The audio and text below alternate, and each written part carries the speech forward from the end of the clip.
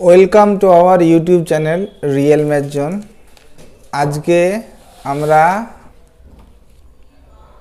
West Bengal state ইউনিভার্সিটির 2019-এর real analysis third সেমিস্টারের MCQ কোশ্চেনগুলো আলোচনা করব। এখানে আমাদের 1 থেকে H অবধি এমসিকিউ কোশ্চেন আছে, তো ওগুলো এক এক করে আমরা আলোচনা করব। সামনে এক্সাম আছে, তো যাদের যাদের দরকার এখান থেকে এমসিকিউগুলো পেয়ে যাবে। আর ব্রড কোশ্চেনগুলো আমি পিডিএফ দেওয়ার চেষ্টা করব, ওখান থেকে তোমরা কালেক্ট করতে পারবে। এটা ম্যাথামেটিক্স সাবজেক্ট। প্রথম question, express real line in term of set. মানে রিয়েল লাইনকে আমাকে সেটের আকারে লিখতে বলেছে। তো রিয়েল লাইনে আমরা কি জানি? রিয়েল লাইন বলতে এই লাইনটা হচ্ছে মাইনাস ইনফিনিটি থেকে ইনফিনিটি। তো এখানে রিয়েল লাইন বলতে রিয়েল নাম্বারগুলো আছে, আর রিয়েল নাম্বারগুলোকে যখন আমরা সেটের আকারে লিখব তখন এভাবে লিখতে পারবো যে X such that X belongs to R, where R বলে দিবে the set of all real number. তাহলে এটাই হয়ে গেল আমার রিয়েল লাইনকে সেটের আকারে লেখা। ঠিক আছে। আচ্ছা, 2 number, B number, justify that every real number is a cluster point of Q. মানে যে কোনো রিয়েল নাম্বার হবে কিউ এর cluster point, where Q is set of all rational number. তো এখানে ইনডাইরেক্টলি দেখাতে বলছে ওরা যে কিউ এর লিমিট পয়েন্টের কালেকশনটা কি হবে, আমাদের আর হবে। মানে কিউ ডেন্স ইন আর, এটা আমাদের বলতে বলছে। তো আমরা জানি ডেন্স মানে কি, যে কিউ ডি আগে লিখে নেবে। কিউ ডি মানে হচ্ছে set of all limit point of Q. আর আমরা জানি যে কিউ এর সমস্ত লিমিট পয়েন্টগুলো কি হয়, রিয়েল নাম্বার হয়। তার মানে আমরা বলতে পারি যে রিয়েল নাম্বার মানে এখান থেকে তুমি যে কোনো পয়েন্ট নাও, আর থেকে তাহলে যে কোনো পয়েন্ট নিলে সেটা কি হয়ে যাচ্ছে, কিউ এর লিমিট পয়েন্ট হয়ে যাচ্ছে। তো ইনডাইরেক্টলি তো ওটাই বলতে চাইছে। ঠিক আছে, যে আমাদের শুধু এখানে তোমাদের গুছিয়ে বলে দিতে হবে 2 মার্ক বলে। ঠিক আছে, তো বলে দিবে কি, যে এখানে যে কিউ হচ্ছে ডেন্স ইন আর, মানে কিউ ডি হচ্ছে আর, মানে কিউ এর প্রত্যেকটা লিমিট পয়েন্ট কি হবে, রিয়েল নাম্বার হয়ে যাবে। তা ইনডাইরেক্টলি ওটাই ঘুরিয়ে বলেছে। দেখো, every real number is a cluster point of Q. ঠিক আছে, যে কোনো রিয়েল নাম্বার হয়ে যাবে কিউ এর ক্লাস্টার পয়েন্ট। তাহলে ওটাই, এটা লজিক দিয়ে দিবে সুন্দর করে। ঠিক আছে। আচ্ছা, এর প্রমাণটা লাগবে না, 2 মার্ক আছে, এর প্রমাণটা বড় আছে, 2 মার্কের জন্য এর প্রমাণ করতে হবে না। ঠিক আছে। নেক্সট, সি যে show that every bounded sequence is not convergent. তো আমরা একটা সিকোয়েন্স নিয়ে নিলাম xn সমান -1 টু দি পাওয়ার n, যেখানে মড xn হয়ে যাবে কত, 1, কারণ প্লাস মাইনাস অল্টার করে যখন এর, তাহলে মড অফ xn মানে 1। তাহলে বলতে পারো যে তোমরা যে সব এলিমেন্টগুলো সেট মানে সিকোয়েন্সের প্রত্যেকটা মেম্বার 1 বা 1-এর থেকে ছোট। ঠিক আছে।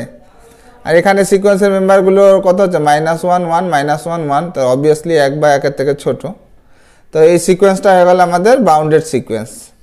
বাট এর দুটো যদি আমরা সাবসিকোয়েন্স নিই, x2n আর x2n-1, দেখো x2nগুলো কীরকম হবে, xnটা কীরকম আছে, xn আছে আমার 1, 1 বসালে -1 1 -1 1 -1 1 এভাবে চলছে। ঠিক আছে। তার মানে দেখো ইভেনগুলো সবাই 1-এ কনভার্জ করছে, আর অডগুলো সবাই -1-এ কনভার্জ করছে। তার মানে আমরা দুটো সাবসিকোয়েন্স পেয়ে গেলাম xn এর, যেটা কিনা 2 জায়গায় ডিফারেন্ট লিমিটে কনভার্জ করছে। তার মানে মেন সিকোয়েন্সটা কনভার্জেন্ট না, এটা থিওরেম আছে। ঠিক আছে, এই থিওরেমটা আমরা অ্যাপ্লাই করে নিলাম।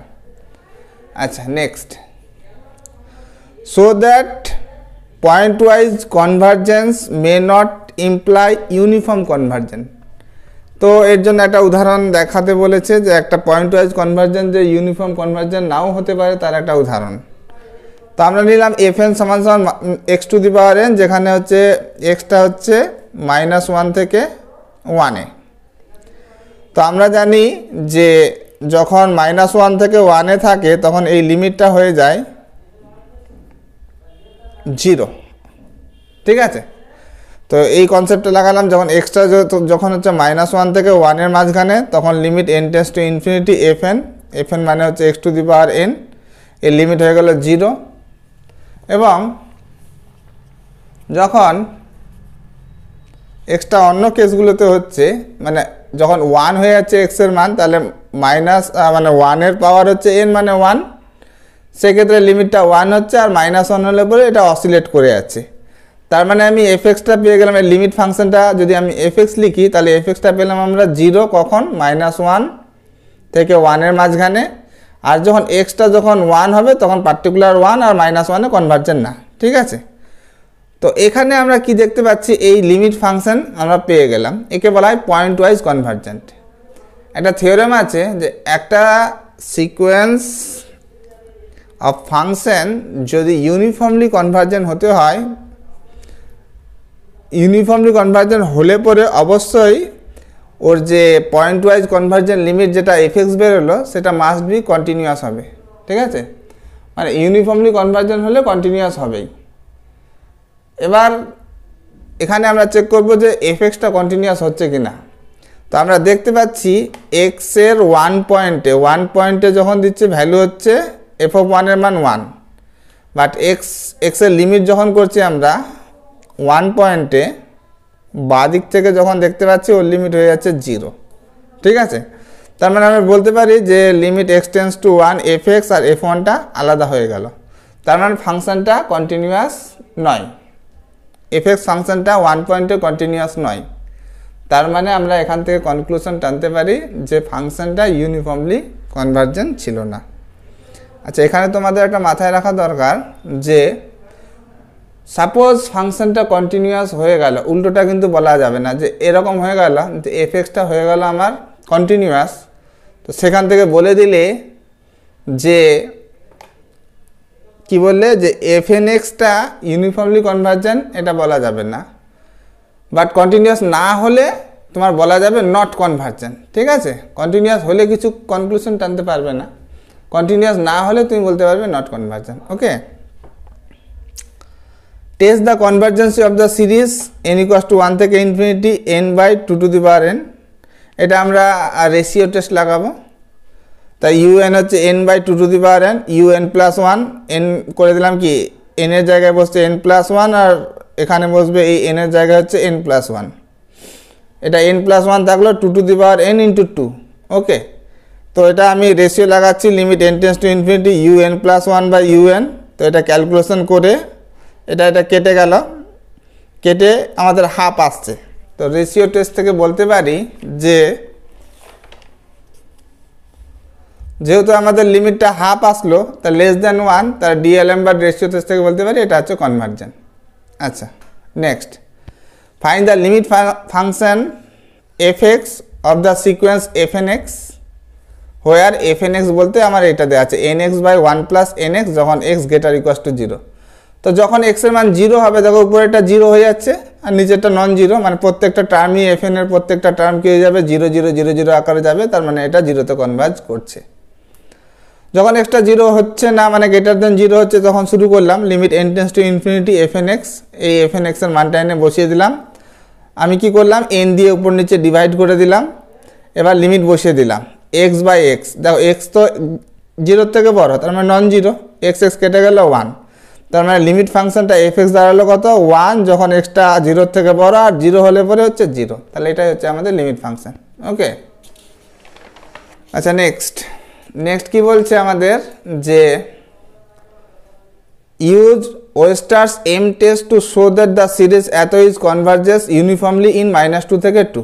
আচ্ছা, ওয়েস্টার্স এম টেস্ট ছিল যে এই যে সিকোয়েন্স অফ ফাংশনটা আছে এফ এন এক্স যদি এম এন এর থেকে ছোট হয় এবং এম এনটা যদি কনভার্জেন্ট সিরিজ হয়, তাহলে আমরা বলতে পারবো যে এই যে সিরিজটা ছিল এটা ছিল আমাদের কনভার্জেন্ট। তো ওটা দিয়ে শুরু করলাম আমরা। এফ এন এক্স বলতে এখানে কত n⁵ plus 1/n⁷ plus 3x/2n, আর যেখানে এক্সটা আছে -2 থেকে 2 এর মাঝখানে আছে। যেহেতু এক্সটা -2 থেকে 2 এর মাঝখানে আছে, তার মানে বলতে পারবে mod of x/2 lesser equals to 1। তাহলে এইটার জায়গায় আমি কি করে দিলাম, এটা 1-এর থেকে ছোট, তার মানে এই জায়গায় আমি 1 বসিয়ে দিলাম। ওকে, তাহলে আমার দাঁড়ালো অঙ্কটা এফ এন এক্স সমান n⁵ প্লাস 1/n⁷ প্লাস 3। আমরা জানি নিচে যত ছোট সংখ্যা দিয়ে ভাগ করবে বড় হবে। দেখো এখানে n⁻7 + 3 দিয়ে ভাগ করলাম আর শুধু n⁻7 দিয়ে ভাগ করলাম, মানে এটা ছোট দিয়ে ভাগ করছি, তার মানে এই টার্মটা বড় হয়ে গেল। ঠিক আছে, তো এটার থেকে এটা বড়। এবার এটাকে সেপারেট করে দিলাম, এটা বাই এটা, এটা বাই এটা, এরকম টার্ম দাঁড়ালো আমাদের। আবার একই কনসেপ্ট, যত ছোট দিয়ে ভাগ করবে তত বড় হবে। এটা n² এটা n⁻7। তা আমি কি করলাম, n⁻7 এর জায়গায় আমি n² দিয়ে ভাগ করছি, তার মানে এটা আরও বড় হয়ে গেল। মানে এটার থেকে 1/n⁻7 এর থেকে 1/n² অনেক বড়। তার মানে এই ইনইকুয়ালিটিটা এর জায়গায় আমি এটা বসিয়ে দিলাম 2/n²। তো fn যেটা দাঁড়ালো, fnx দাঁড়ালো আমার <mn, হোয়ার mn বলতে হচ্ছে আমার কত 2/n²। আর 2/n² এটা হচ্ছে একটা p সিরিজ, p হচ্ছে 2 আর > 1, p 2 > 1, তার মানে সিরিজটা হয়ে গেল কনভার্জেন্ট। p সিরিজ ছিল কি, p সিরিজ আমাদের ছিল এটা সামেশন 1/n⁻p। ঠিক আছে, p এর মান যদি 1 এর থেকে বড় হয় তাহলে কনভার্জেন্ট, 1 বা 1 এর থেকে ছোট হলে ডাইভার্জেন্ট। যেহেতু আমাদের 2b দিয়েছে এখানে p এর মান, তার মানে কনভার্জেন্ট। তো ওয়েস্টার স্টেজ দিয়ে বলতে পারি যে এই সিরিজটা, মেন সিরিজটা আমার হচ্ছে কি হয়ে গেল কনভার্জেন্ট। আর লাস্ট দিয়েছে আমাদের কি, find the radius of convergence of the power series, এটা। ঠিক আছে, তা রেডিয়াস অফ কনভার্জেন্সের সূত্র ছিল মিউ বার করতে হবে আমাকে। রেশিও টেস্ট দিয়ে যদি করি তাহলে এটা limit n tends to infinity an+1/an এর মডিউলাসটা বার করব। আর বলতে হচ্ছে কত আমার 1/μ। তাহলে এটা যত বেরোবে তার উল্টোটাই হয়ে যাবে আমাদের রেডিয়াস অফ কনভার্জেন্স। তাহলে আমি বলে দিলাম যে anটা হচ্ছে গিভেন সিরিজ 0 থেকে ইনফিনিটি। a0টা যেহেতু দেওয়া নেই, তাহলে a0 মান আমরা ধরে নিলাম 0। তাহলে anটা কত, xn বাদ দিয়ে বাকিটা an, n⁻n/n ফ্যাক্টোরিয়াল। এবার শুরু করলাম আমরা মিউ বার করতে।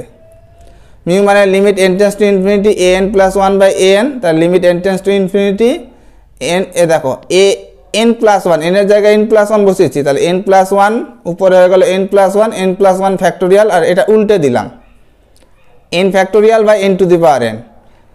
আমরা জানি যে n+1 ফ্যাক্টোরিয়াল থেকে n+1টা বের করে নিলে 1 কমে যায় n ফ্যাক্টোরিয়াল। তাহলে এই রেজাল্টটা আমি এখানে ইউজ করলাম নিচে, আর এটা ইন্ডেক্স ইউজ করলাম এর পাওয়ার n আর এর পাওয়ার 1। এটা কাটলো, এটা কাটলো, এরকম দাঁড়ালো, সেপারেট করে দিলাম। এর লিমিট হয় e, দেওয়ার পর রেডিয়াস অফ কনভার্জন হয়ে গেল কত, আর হচ্ছে 1/μ সমান 1/e। তাহলে এই ছিল আমার MCQ 2019-এর। এরপরে লংয়ের কোশ্চেনগুলো পরের ভিডিওতে দেওয়া হবে। আর তোমাদের যারা লাগবে অবশ্যই চ্যানেলটাকে লাইক, শেয়ার অ্যান্ড সাবস্ক্রাইব করে দিবেন। ধন্যবাদ।